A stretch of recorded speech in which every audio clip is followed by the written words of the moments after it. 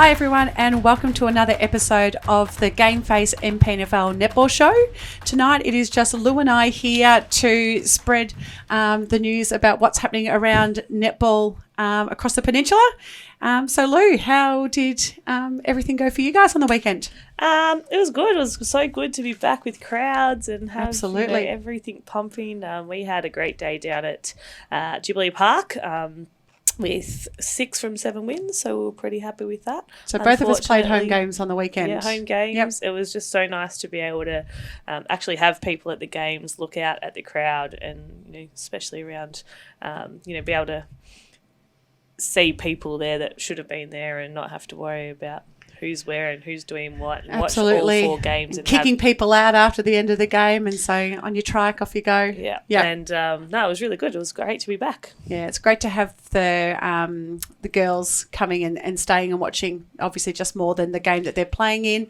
I know that I had my big celebration on the weekend, so that was great. Had everyone. Got the family there. Yeah, had the family there. Did you get a win for your 151st? Yeah, got the win. So pretty. Did you have 150 wines? No, I didn't. Well, not quite. Close to it. Yeah, I might have given it a nudge. But yeah, it was really good. And so I had a win on my 150th, and then the celebration 151 got the win there as well. So it was nerve wracking though. To be honest, I'm really glad that it's over and done with. So I can just focus on the rest of the year now. But it was so good just to have everyone at the courts, to be able to go to the footy afterwards as well and watch the boys play. You kind of miss that after a break. You have that little break, and even I think we probably had more people in the rooms after the football than we've had in quite a while. We did have our 91 reunion as well, but it was probably not very COVID I was wondering, was somebody sitting there with a clicker to see who's going in, who's going out, social distancing and all of that? But it was good to hear the boys be able to sing the song again and the girls get away with those wins as well. So it was a cracking weekend. The best thing about the club rooms is that 99% of the people that are generally in the club rooms have a drink in the hand, so that means that a mask is not required. So that strategically just having a little bit of food. We even had our Prez's birthday, so we had cake up on the balcony for anyone that needed a little rest from their mask. Sure. That was good. Perfect. All right. So one thing that I wanted to chat to you about, we were going to bring it up last week with the first kind of game back after the break, but I think it's topical now because it involves both of our divisions, and that is the relegation. And I think it probably was good that we held off last week because it's completely changed after. Absolutely. So there's a clear person or clear club now sitting at the bottom of the ladder of the senior footy, which is obviously where it is where it all stems from. Yeah, so Pines got up over Sorrento in the last minute of the game, which I just heard was a cracking game, for their second win of the season, which gives them a game clear from EDS, who I think have only got the one win. I believe they've only got the one win, in senior footy. So if that was the case and it remains that way, then EDS will join us down in Division 2, which would be such an interesting, I guess. I mean, it would be a really good understanding of where both leagues sit. I know we've talked about this a lot on this show and over the last few years of, especially when Sammy was on here as well, being an EDS girl. Who's which leagues sort of the stronger. I was going to say better. I'm not trying to think of the other word, but which league's stronger? And this will be a really interesting way to see it. Absolutely. See exactly, EDS are quite commanding. Yeah, they seem to league. be the yardstick in Division 1. They're very, when it comes to finals, they know how to play. So they might not be as strong sometimes throughout the season. Have a couple at their lower grades are always, as long as you make yourself into the finals through the season, that's all that matters. Yep. They made it to the grand final and absolutely walloped Rosebud in that final. So they are stalwarts of our competition, and they're always in the finals race. But even if it was Pines that went down as well, that's another club strong this club year as well. That's in the top 5 across most grades. And so there's two teams playing finals that potentially will go down into Div 2, and we've seen from... I think there's probably a few Division 1 clubs who are like, oh, fantastic, Firstly, just to get somebody new to come into your competition, I think that's always refreshing. So likewise, I think both leagues enjoy that. because EDS are so strong, we do this and you try and drill it into your girls that they automatically lose themselves the games. Well, not lose themselves, but have that negative feeling, oh, they're coming up against EDS. This is going to be a tough game. We have to be on our best game to be able to beat them. And a lot of clubs talk themselves out of beating them before they even get on the court. Yeah, so it's a mind game. So, definitely a mind game. So I think there'll be a couple of girls really happy that they don't, if it does go that way, that they don't have to play EDS. But, I love playing EDS because you can really benchmark yourself and where you're at with that season and what's opening up for you on your court when you do play them. So we've got them in a couple of weeks. So I wonder if the boys understand the pressure and the consequence, or they just think about whether it's their footy teams that fall down into Division 2, but how it does roll out and impact the netball. And I think there's some interesting times to come over the next few weeks to see who will finish at the bottom of the senior Div 1 ladder. I think EDS just scraped through last year. Nope, 2019. What did we miss last year? So, we missed last year. From dropping down with Mornington in the last game of the round. So they were lucky to get away with. And that might still be the case. So depending on the fixturing for the rest of the year, there might be a battle out there for the wooden spoon. So that is the consequence. Although that said, and touch wood, and I can be quite superstitious.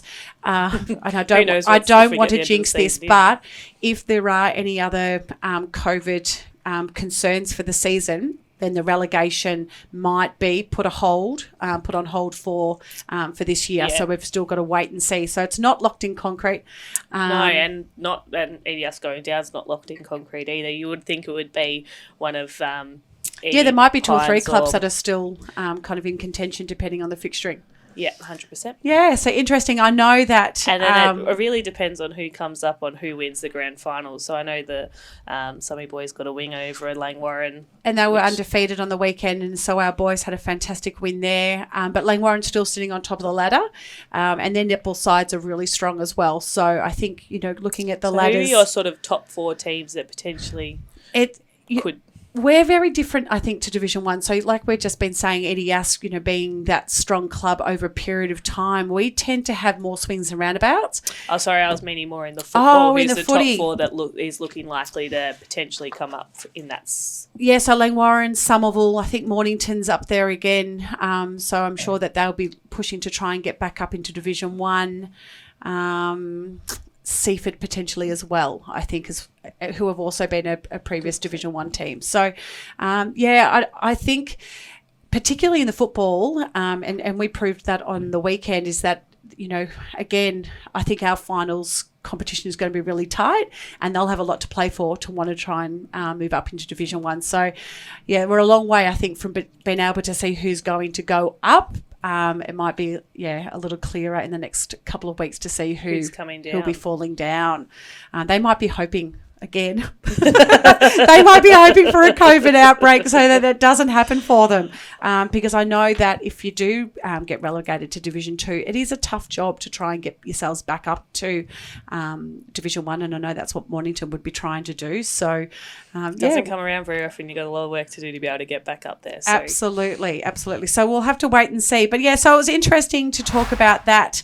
All right, so let's go on and talk about our milestone games for the round. So we only had a couple that came through. You yes, I noticed a couple from Div 2 on Facebook, and there was one that I flicked past on the Facebook page from Div 1 from last week that I was going to mention, and I can't remember now. So whoever had their milestone game last week, on ya. Give yourself a pat on the back. But absolutely. I hope that you were able to enjoy the crowds for your milestone game. But Devon Meadows have got a couple of girls that have reached their milestones, and big ones at that. Yeah, Stacey taking the leaf out of your book, Christy, and playing before her 150th game. Yes. Now, I believe that was on the weekend just past, so she's just celebrated her 150th. Congratulations. Same with Bryony from she's the AB grade wing attack with 100 games. So again, 2 big stalwarts of the club massive games to be able to get that across. Very big games, and I'm sure we've still got to play Devon Meadows, so we haven't played them this season yet. I don't think. Oh my goodness, It's round 13. We've had so many breaks; it's hard to remember. But I think, we've still got them coming up. So, but we do notice them on Facebook. So don't forget to send us them, because we normally see them when it's a little bit too late to mention them on the show. So make sure you send them through to us so we can celebrate those games with those girls. Absolutely. As much as I, love the Footy Netball League, it's, stalking every club's Facebook pages. It's a bit of hard work. Yeah, absolutely. So if you can let us know that would be great. All right, let's talk about the games from last weekend. Back with our crowds. Lou, what happened in Div 1? Yeah, so there wasn't really any surprises or victories that you wouldn't have thought would have gone the way.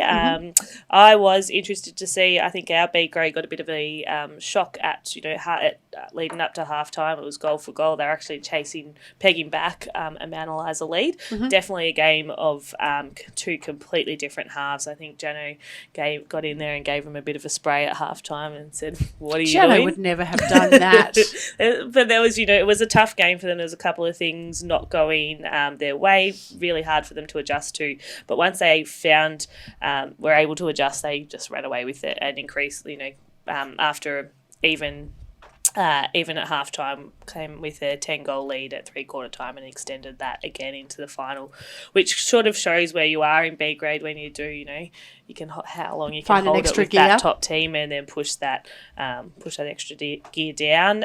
Some couple of big wins in C grade. My girls had a completely different game to the week before, which was good to see. We've got a couple of tough games coming up. So your C grade girls relishing with some noise on the sidelines. I think so. Played up we for had normally I give them a goal and we go the opposite way, but we came out firing with a 22-6. Maybe don't give them the goal then. Well, I have them 22-6 first quarter, and that's something they've been really working towards. So they had a big win, and we wanted to make sure that we put some things in play that we're working on in training. And then what was the other one? Sorrento and Pines. Pines getting a big win in the C grade there too, who I did say last week are looking really, really good. No one else really stood out. It would have gone the way they would. Again, Sorrento A grade, probably, I don't know if they've got a couple of players back, but again, only going down by 10 goals or 11 goals, so to Pines, who we obviously know are missing Rani, but are still a strong, solid side. Yep. So good to see that they're, gaining, they had a couple of big losses, so they're gaining that momentum, and a win won't be far away for Sorrento. Yeah, and a 10-goal deficit, on in an hour's game, it's really, a quarter. Yeah, absolutely. You see 12 goal turnarounds, so so quickly that can happen. So it's not as big a margin as, and it won't feel like that as on the court, I'm sure. So that's a really, just those couple of minute lapses that a team can couple of turnovers, 3 or 4 goals on, and then if they do that each quarter, they make that separation.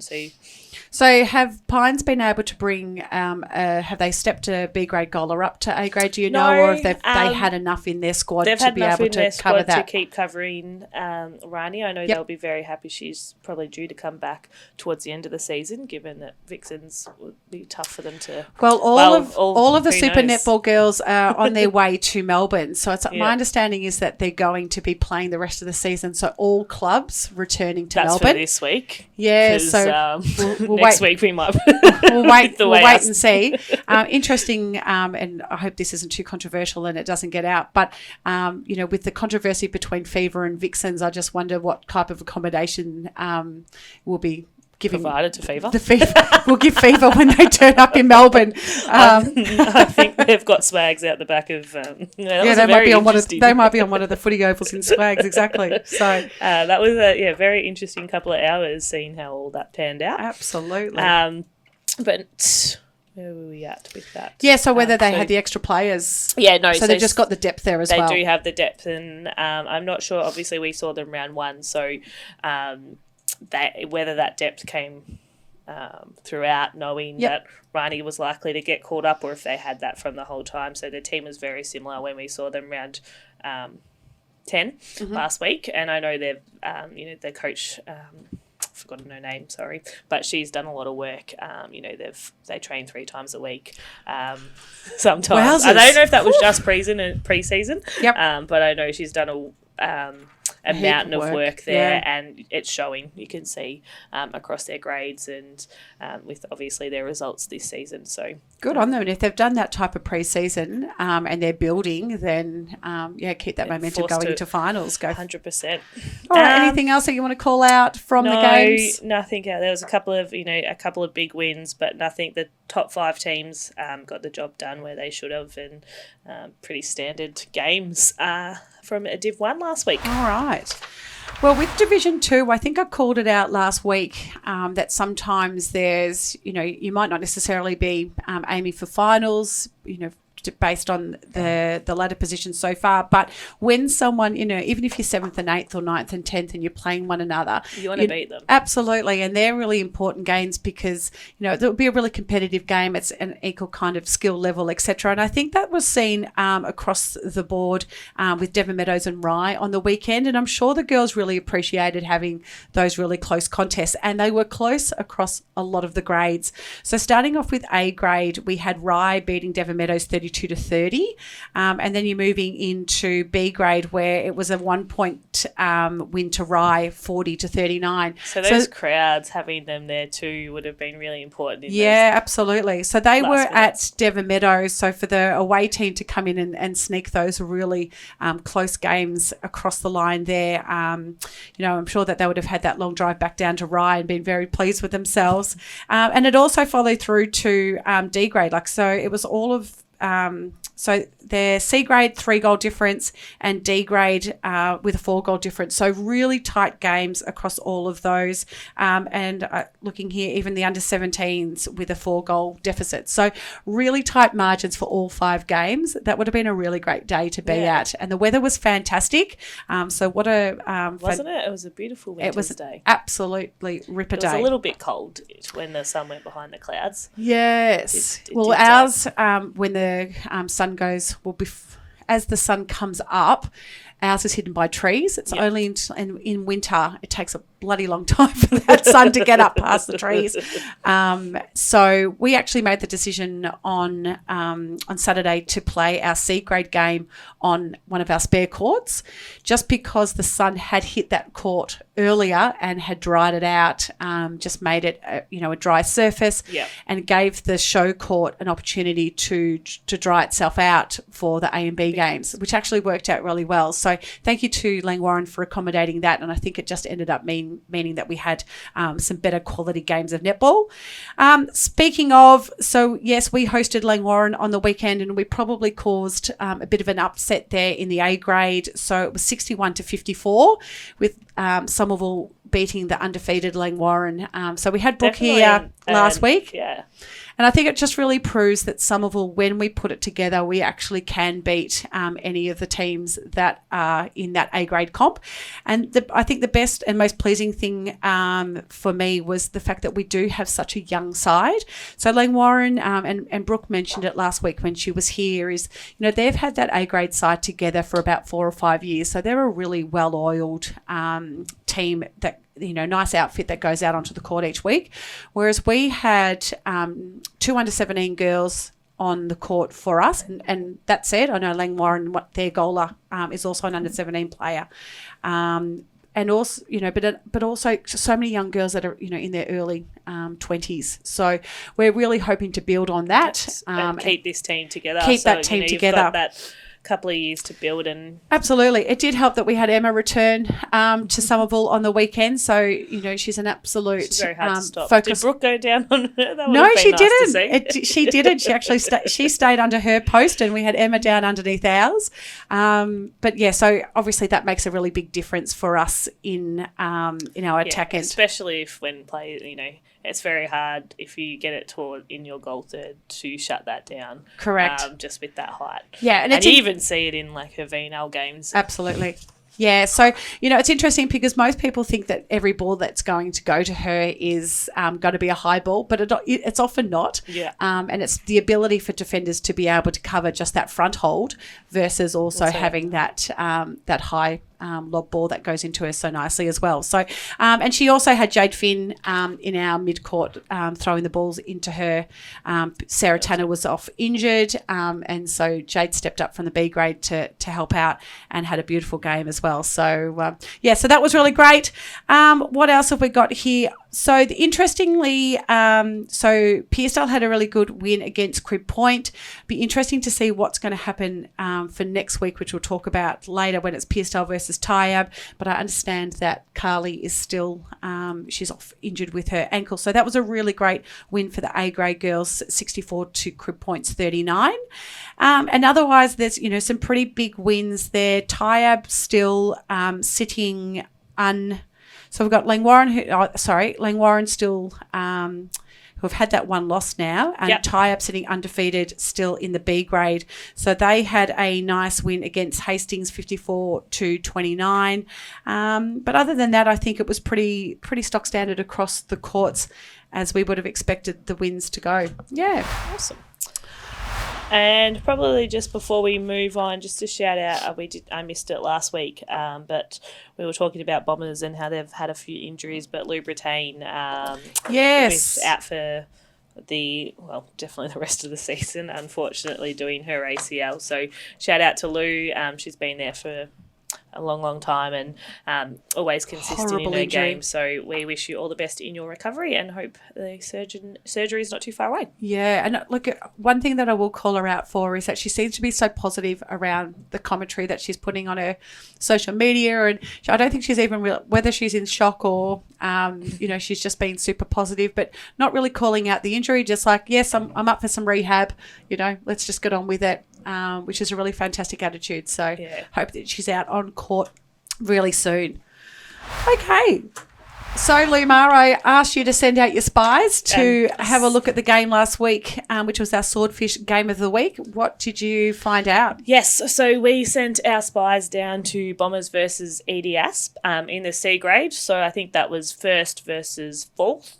If it wasn't the C grade, which I know you coach, I would have thought that you would probably be the spy. There's a few Bombers girls that your mates with down there, but no, it wasn't you. No, it wasn't me. I was busy. Busy at YCW, yeah. We had a very worthwhile spy down there watching the game. It was a competitive game right from the start. I think Edie got the jump on them in the first quarter and just kept extending that lead each quarter. I know Bombers probably would have been like to have been a little bit more accurate. I know the spy came and said that EDS was super accurate under the goal, and that's what you need to be. Once upon a time, C grade players weren't necessarily accurate, but I find that is not the case anymore. It's our goalers in our league are just super accurate.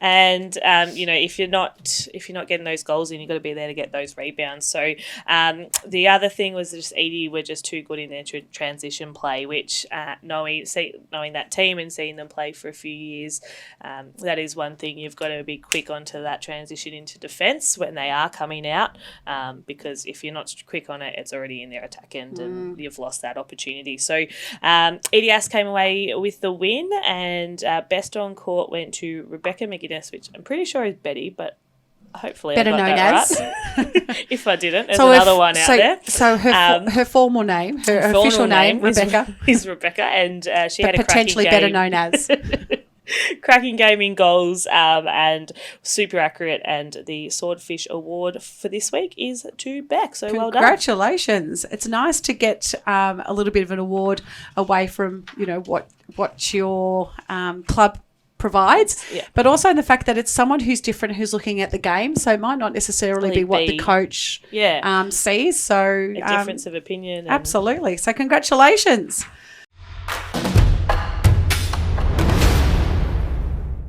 All right, let's move on to the rumours. Would you like to do the honours to see what's happening in Division 1? Sure thing. Go for it. Div 1, here we go. I'll have a wine.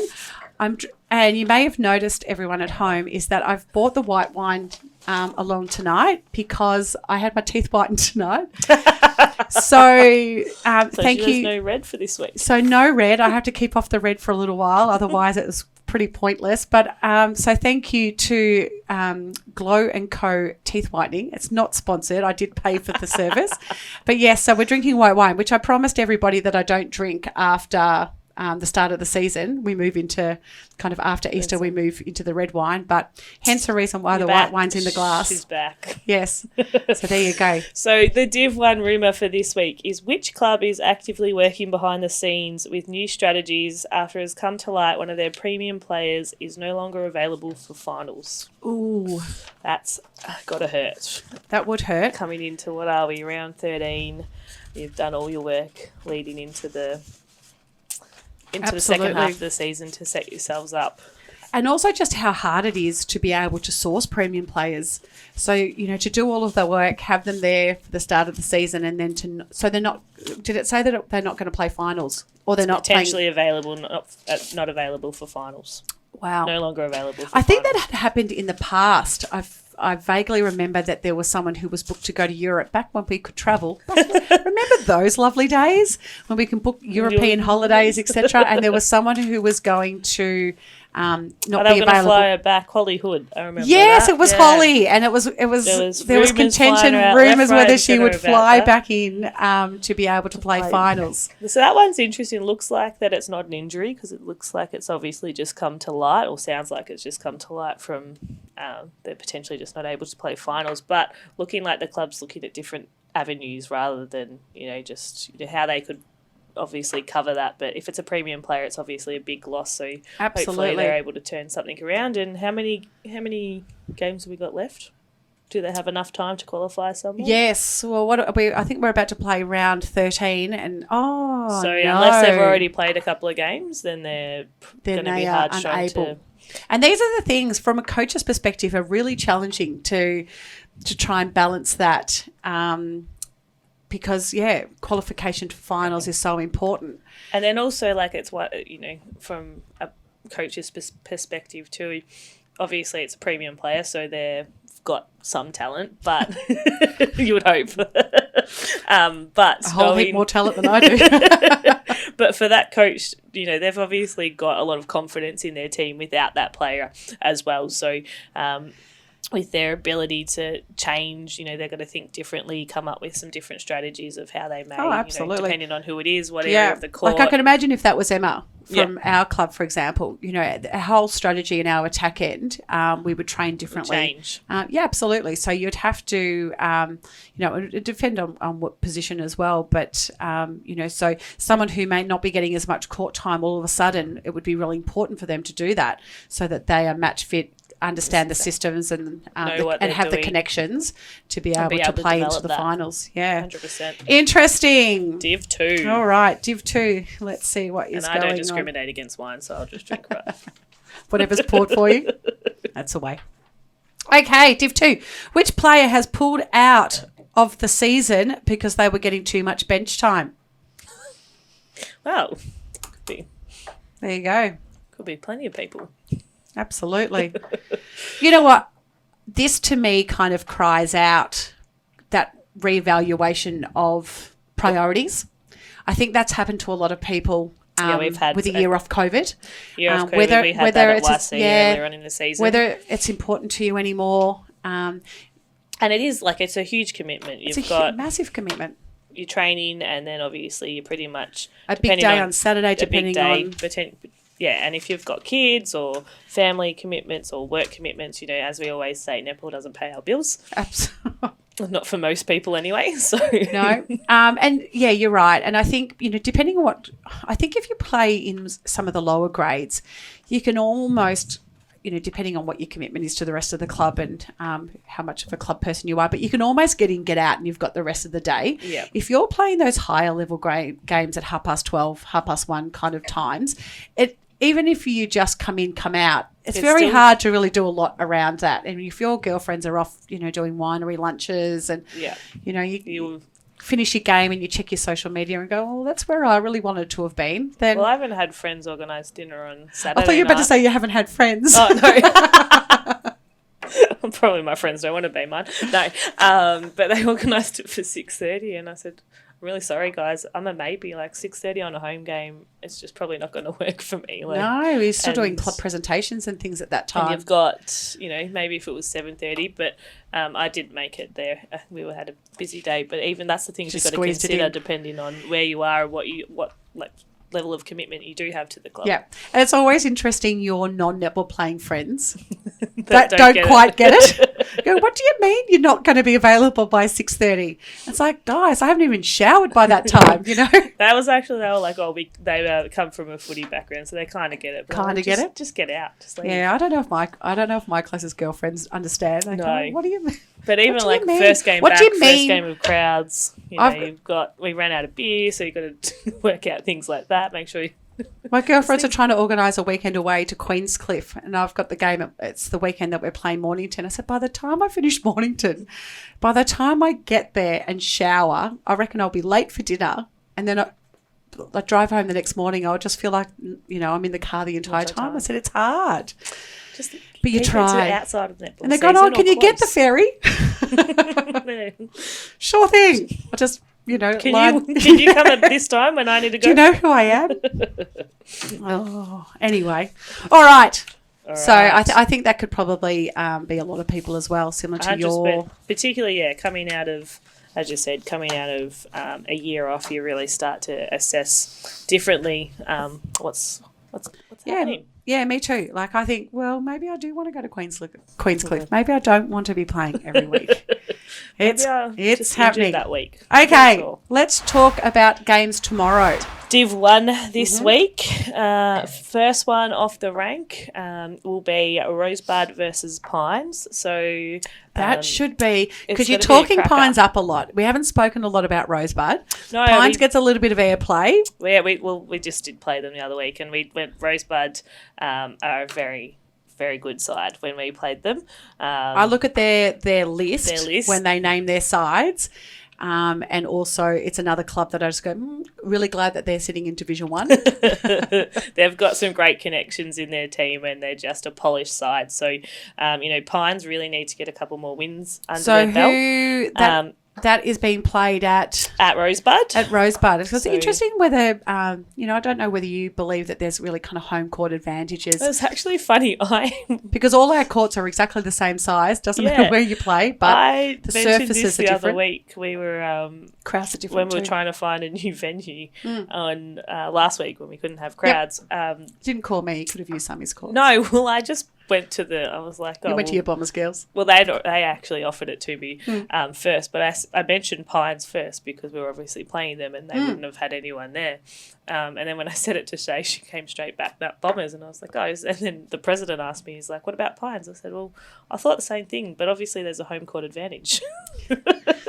But you might just not like that's there might not be, there's probably different reasons why. Last week maybe not so without Bombers the crowds, a little bit easier for us but with to crowds down at Rosebud, I know that they get a good crowd down to their courts and around their footy oval, obviously. Yeah. So that might be a deciding factor. Yeah, so that'll be a cracking game, and particularly across some of the lower grades as well. So D grade Rosebud and looking really, both D grade Rosebud and Pines looking really, really good. So it'll be really interesting to see what happens in those games. And you're taking on the Bombers girls, so you're back to that. Your second home court. Second home. We're back to Bombers. So you tested it out the other week. Tested it out, and I think we've played on it once, and Bombers have played on it twice, so we're not too far from them because they've obviously just had them redone. But it is a big day on Saturday because it is our 10-year reunion of our first premiership, well, my first premiership down at Bombers. So I actually was reminiscing last night, putting together our little Did photos. I pop up in some of those photos? You did. Yeah. Against Red Hill, you were on the court in the B grade team back in 2011, which we can't remember. That's we were playing A grade, so yeah. So what was I doing on the B grade court? Probably playing in both.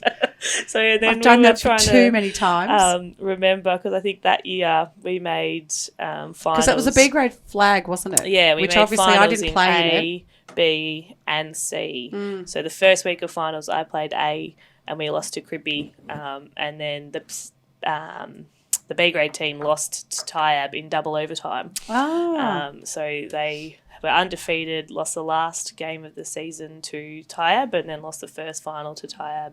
You have got... Oh, that's not my memory. I was going to say, that is an amazing memory for you to...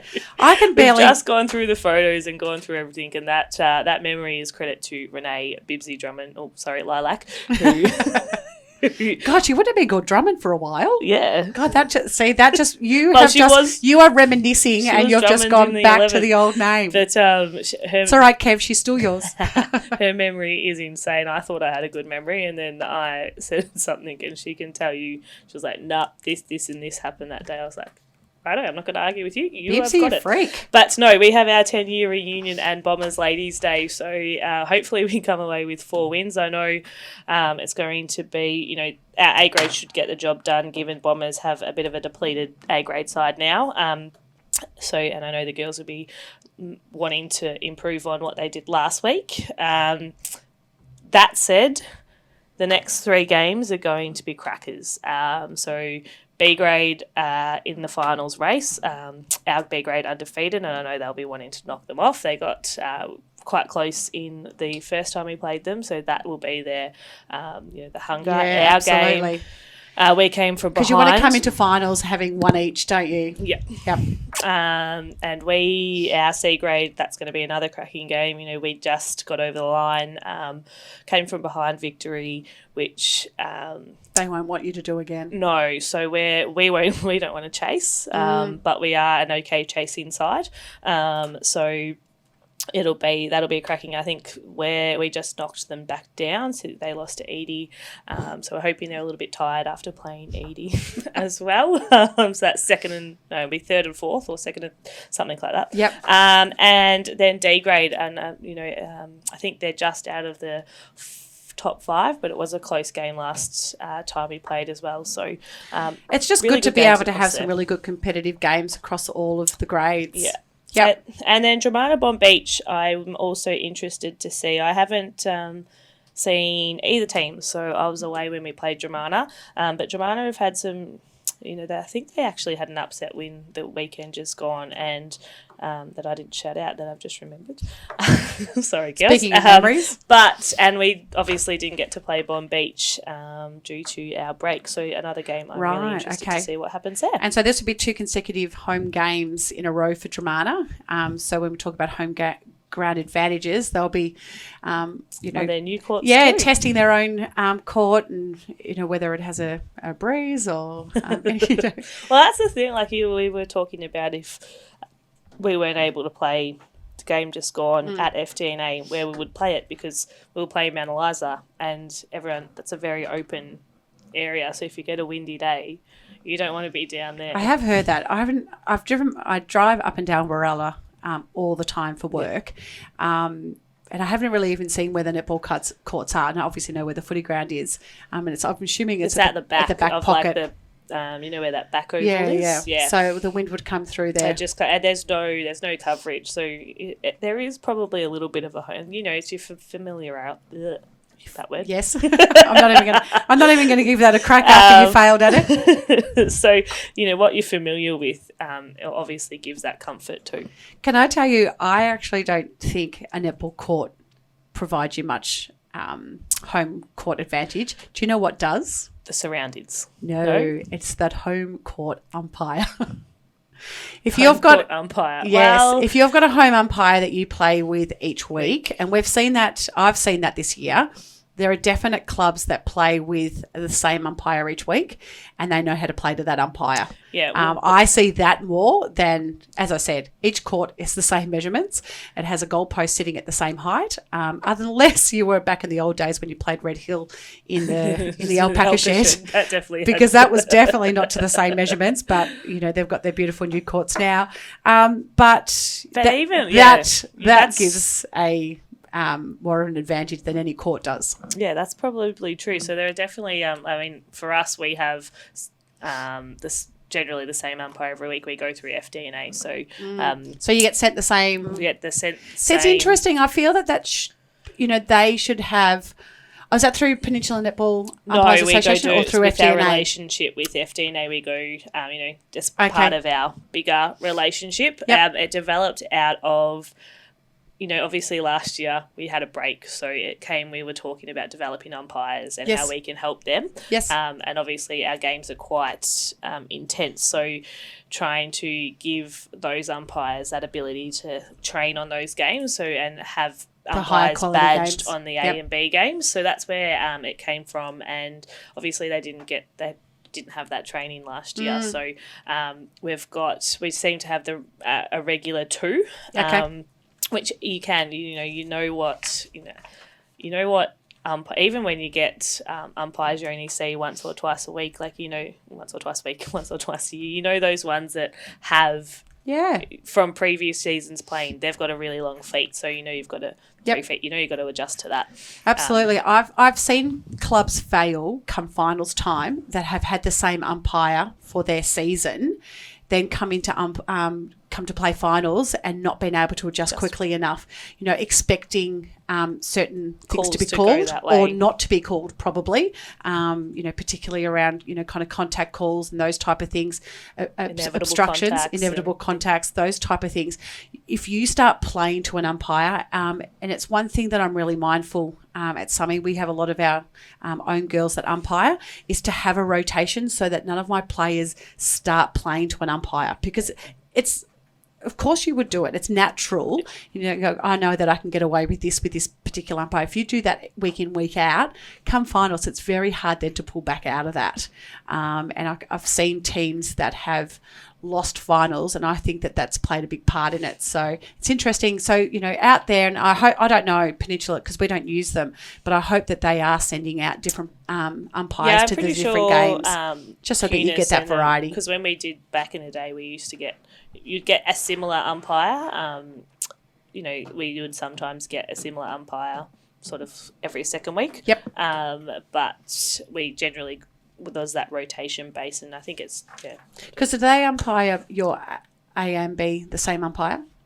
Yes. Right. So C and D, A and B. Because we have a different umpire for both as well. For most so that games, we can do some mix up. So it'll depend on availability, where we're playing, who's playing. And a lot of the clubs in Div 1 tend to have the same A and B. Some just on the weekend we had an umpire for D, C, B, and then A. So just depending on what those the breakup and where they are. That. All right, let's talk about Division 2's games for tomorrow. So we see Cribby versus Seaford, Devon v Chelsea, Rye and Summy, Mornington versus Hastings, Langwarrin versus Coringal. And I think the game of the round, particularly in A grade, is going to be Pearcedale versus Tyre. Spoke earlier about, so these guys are, if we sit here, so Langwarrin's still sitting on top of the ladder, even with their loss last week. We've got Seaford sitting in second, and then we've got Tyre and Pearcedale equal points, along with Chelsea, but Tybe and Pearcedale sitting third and fourth. So this is going to be, this will move somebody up into that clear third position, which will give them the ability, if they can hold on to that double chance that you sit with sitting in second and third. Interesting, we spoke about it early. Know that Carly is... I don't know if she'll be back. Again, haven't received that feedback. But I think... Tyab are just playing a really good brand of netball, and I would almost want them to not have one of their players playing if Carly's not playing, just so that it's not Tyab's full side versus a weaker Pearcedale, just so that come finals, because they will inevitably probably play each other somewhere along the lines, just so that they don't know, that it just creates that. See, they don't know. Yeah, absolutely. Don't play all your cards in the home and away games. Yeah. So I don't know. Tyab coaching staff. I don't know whether it's something that you would consider. Like I said, I don't know whether Carly's playing or not.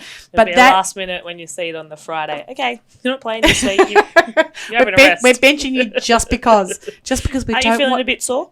We don't want to show them everything. But that will be an absolute ripper game. And then, again, I look at Langwarrin versus Coringal. If you had looked at that 2019, that would have been top 2 A-grade teams, and it's not the case anymore. Coringal have, really lost a few players across their, particularly their A-grade. So that it's disappointing. So Langwarrin will probably, on their home courts, look at getting some good wins there. Mornington Hastings, I think, will be some really good games across the divisions as well. Mornington, for example, in C grade, sitting 5th on the ladder with Coringal, just nipping at their heels, just out on percentage. So Mornington will really want to win that in C grade. So it starts coming into these really important games around, who's going to get those points. And, if you're like me, you're starting to analyse the rest of the fixture to see, who has to win, who has to win, who has to lose. Are those top 5 positions locked in? Because there's some of them that are really super tight. So that is Division 2 next week. Now with our Swordfish game of the round next week, we're back over to Division 2. Yep. And we're looking at the D grade girls. And you've got Crib Point, which are sitting 9th, and versus Seaford, who is sitting 8th in D grade. So one of those games we've talked about previously, it's that one that you really want to win. You don't. It's a pride game. You've got that opportunity to play someone on your sort of level playing field, and you want to take away those 4 points. Absolutely. So we'll send the spies down to Cribby to see who is going to be the player of the match down at Crib Point versus Seaford. Alrighty. So just one quick one. I got a shout out tonight. Do a shout out. My little mate Ash Whitnell was a little bit upset with me last week because I didn't mention her. So she's playing some cracking netball at the moment, coming back from a shoulder injury, and looking forward to seeing what she can do tomorrow. I have got a bet with her. If she can shoot at 100%, she gets a special $100 voucher. So. And she came back at me and said, "How do I do that?" I was like, "You don't miss." So there's your challenge. That is a nice little prize. One thing it's tax time. It's deductible. Oh, there you go. Sponsors. They've put it out before June 30, just to get that across the line. And that just reminded me too, one thing that was really fantastic last week, Somerville versus Langwarrin. Emily Bennett came back, took the court in B grade. And awesome. Yes, from her injury, absolutely, from her injury. So it was great to have you back. Emily did take the court, came up against me. I'm like, mate, can you just not come back in A grade or next week? But she had a really good game. And speaking of accuracy, you couldn't tell that she'd been off the court for a few weeks. She was able to slot them in from wherever she landed. So it was really great. And it's good to see girls coming back from injuries. I know it can be nervous sometimes, but she was, I'm probably going to get in trouble from my team now and say, what about me if we shoot at 100%, but I'll have something for you too. Oh, look at you, generous loot. Well, no, just then I won't get in trouble. All right. So here we come to the end of another show. So we'll just wish everyone the best of luck for tomorrow. Hopefully there's a couple of wins across the board for those who need it, and to the YCW Netball girls. Don't forget to upload your scores throughout the day using the GameFace app. If your club isn't updating scores and you want the link, just reach out and we'll send it through for you. And thanks again to our sponsors who make our show possible. So thanks to Swordfish Mornington, who sponsor our game of the week, and also the Frankston RSL. We'll see you next week, coming with you for more netball news. If you've got a topic, a rumour, a funny photo that Milestone, gets your game face any on, of those things, anything, reach send out it to through. us. All right. See you soon. Cheers, guys. Bye. Get your game face on.